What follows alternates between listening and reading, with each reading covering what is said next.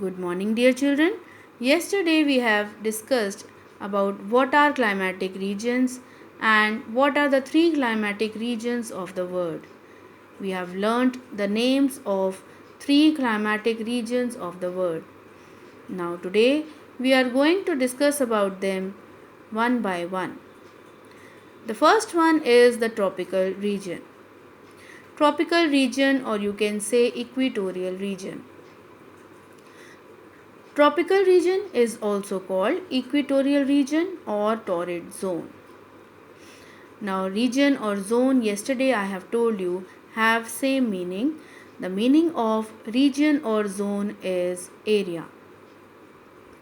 So the tropical region is called equatorial region because this region lies near the equator. This region lies near the equator.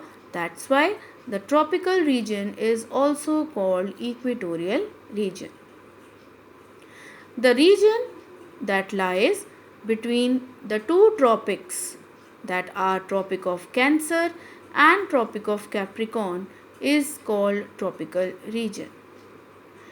The region which lies near the equator between Tropic of Cancer and Tropic of Capricorn is called equatorial region or tropical region. Now, this region is called tropical region because it lies between the two tropics, and this region is also called equatorial region because it lies near the equator. So we can say the tropical region or the equatorial region lies between the two tropics, the Tropic of Cancer and the Tropic of Capricorn.